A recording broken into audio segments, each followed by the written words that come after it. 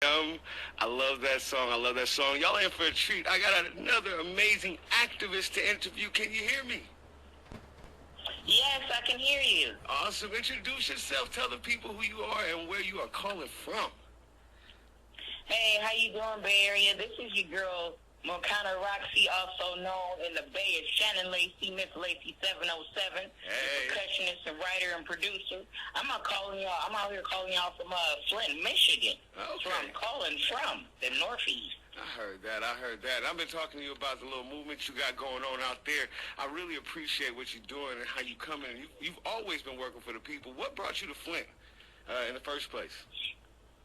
You know what? I had been talking about it from KZCT 89.5 FM. I had a radio show over there, and it was something I kept seeing in the news, so I would always bring it up. And I said, man, that can't be America. And I talked to the station about maybe we could go out to Flint and do some music or something we could do. And when I looked at the prices, and the more I studied Flint and their housing prices, I said, you know what? It would be a better service if I went there, bought a house, and took care of it, and see if I could buy the land around it, and then I'll unblight that, and I'll get it nice. At least that way there's a visual. And then long story short, I ended up moving on. I heard that. So they getting an activist out there. So this project you're working on, tell the people what it is and why. What's the reason you had to get involved and start it? You know what? Right now, the project I'm working on is clearing out blight, as well as just helping people that need stuff thrown away, but maybe they're a senior or they don't have a car, or it's just some reason they cannot get the china hutches and pianos and organs out the living room. Yeah. And that way they can live more comfortably as well. The other part of the benefit of this is those that are illegal dumpers. Say you're that contractor who took the money for the renovation, and instead of getting a dump truck or whatever, you put it on your truck and you just ditch it in a neighborhood, or you could just throw it over here. That way, you know, you're not illegally dumping, so that you have that option. Now, if that's just what you're going to do anyway, that's just what you're going to do. But there's an option. Yeah. And then also what ended up happening while I was cleaning up is we started having garbage contract issues on a municipality level. So I was able to kind of expand and take care of a large section of my ward by driving a van or a U-Haul in between picking up the china hutches, getting the lawn and leaf debris and anything else that had been left behind while they were going through this contract. I mean, I already had something going, so I just expanded it. Why not? Yeah. And I know in the Bay Area there's like one day a year where, you know, the ecology will come pick up all your big waste out of your homes and stuff like that. What was the result? Like, what was the I guess the need is pretty great out there because you were able to fill up all the garbage bins that you were able to put out there, right? Yeah, I've been actually doing this since March. It started out with me cleaning a vacant lot that I had purchased, and then just offering it to my neighbors, and it just grew from there. And I noticed, you know, that there was more blight and stuff, and it takes longer than just that one day a year, or even, shout out to Republic, but the 7 days that them in the city were letting me have the first 2 dumpsters. I learned right then we need more than 7 days, especially if we have blight like crazy, and they're buying all these cameras and stuff like that, and the mayor put up an extra $1,000 out of his pocket to fine people. But really, in an environment, bro, where it just looks hella crazy, and it looks like things need to be dumped, I mean, that's part of what's happening, too, because the visual's already there. So we just needed, like, an option to be able to get rid of that stuff. And so far, we got rid of, like, over 20 tons, like 25 tons of stuff.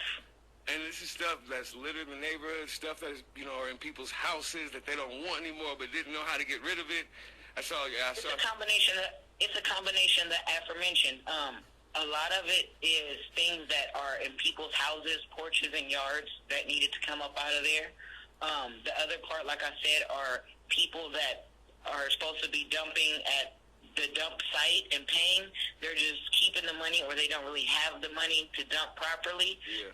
There's a lot of that, and you can tell because it's like bathtubs and a whole deck or like a side of a house, like really old wood, or maybe like a fire site. And then you have people, in this case, where we got a lot of lawn, leaf, and recycle debris because of the contract issues going on every other week. So it's different personalities for different type of dumpers and different things that we grab. And then stuff is also out of the streets. If there's like a apartment that the landlord is, getting ready to flip over for the next tenant, man, it'll be like a whole house of carpet just covering the grass. Oh, yeah. Like, why y'all didn't roll that up? I mean, even if the garbage company takes carpet, they're not going to take it like it's laid out in a house in the grass. I'm like, who would have time to do that? And then they really probably don't want to touch it anyway. It's supposed to be rolled up and cut into 3 foot, 4 foot, like little logs. Yeah, and you learned all that through the process. And you learned all that stuff through this process of learning with the city and what they take and what they don't take. Yeah, and just, I mean, that one though is a no-brainer. Like, I don't know who the heck would be grabbing such a huge clump of carpet, but yeah, just, I mean, they tell you when they pick up your garbage, like what's gonna be picked up and what's not gonna be picked up. So you started funding this initially from your own pockets, right? Yeah, because you know what? It's like, when I believe in something, I just go for it. And I figure, like, if I'm putting together a record or some product, or I'm promoting something, I'll invest in it, myself, especially if it's my own idea. And I know we work in a world where they're like OPM, other people's money. Yeah. But in my situation, and in my experience, I will definitely bring something to the table. And if I can monetarily, or the invested, theory, physical thing you could see, I can show you the work. So when I meet you, and I ask you for some money, or you want to offer me some money, we're not at the stage of, you know what we should do, and then I thought about this. I'm more like, yeah, I tried it, and then I went and got this U-Haul, right, because I expanded it. It was just on time. And then, I've been doing this for like 3 weeks in a row, and I've got this many pounds. Like, I already have info for you. Yeah. And then we could just dial it in. I think it just works better that way. And then your investors or supporters, it's just a better deal. And I've always worked like that.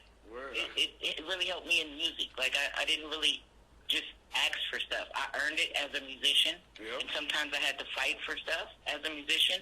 But I always had what I brought to the table, which was a lot and couldn't be disputed. So I could carry on with or without you. That no doesn't hurt as much. I still press forward. Word. That's so necessary in order to be able to, like, I think all artists who stay in the game for a while, they realize how much resilience and how much personal investment you have to keep going. I think a lot of artists that I know, that's why they're activists too, because they got that same drive. You know what I'm saying? So I'll also talk to you, and I want you to keep calling in as this movement grows, because I know we got some chopping up. I think you're going to try to build this out into a whole movement, right? We need to get you paid for this. We need to get it paid so we can clean people's houses out there in Flint, and hopefully you can get this expanded out even further. You know what I'm saying? So how can people connect with you, and how can people help you? Most definitely, thank you. They can connect with me through Facebook, Macana Roxie. That's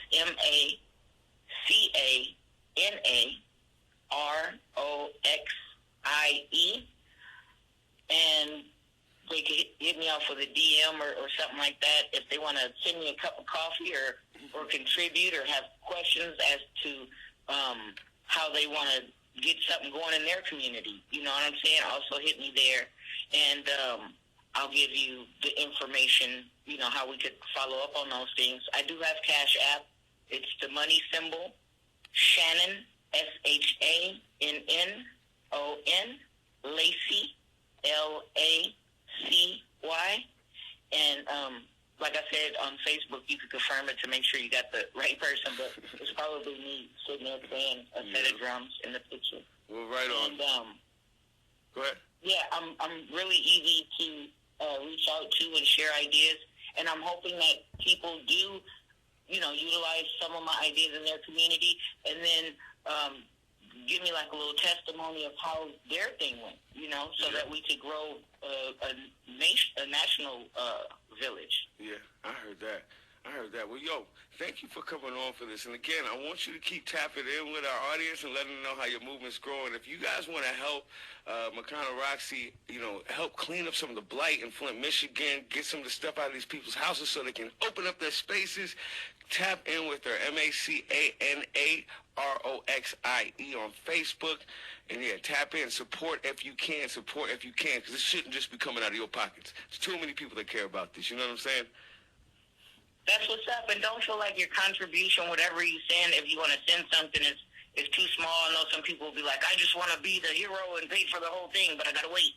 Yeah. And, we're from the Bay. I got 5 on it, and that's how I've done it, not only with myself, but other artists, so word. Much love. Much love. I appreciate you. Stay up, and, thank you for tapping in once again, and we'll keep this conversation going for sure. Thank you. I love you, Bay Area. All right, word. All right, peace. Once again, that was Macana Roxie out from Flint, Michigan. Just a good testament to, anybody can make a change, y'all. Like, if you see something wrong, fix it. Literally raising a couple $100 to put huge garbage bins out there for people in her community to clean up their residences, to clean up their spaces, to clean up their city, their community. And I know here in the Bay Area, we've got a lot of dumping going on, right? We got a lot of people that are dealing with houselessness and whatnot. There's a lot of needs. So if you want to, you can take a page out of her book, raise like $250 or something like that, give them big old bins out there and help your community. Yeah, I don't know. Anyway, if you know anybody else who's doing some great work, tell them to tap in with us at Roots, ROOTS, at hiphopforchange.org. That's HIPHOPFORCHANGE.org. And tap in with me, too. I'm pretty easy to find, y'all. Just as long as you know how to spell my name, Khafrey, Khafre, last name Jay. We're going to get this going and play some more good hip-hop for y'all. This is Aaliyah Sharif with My Girls.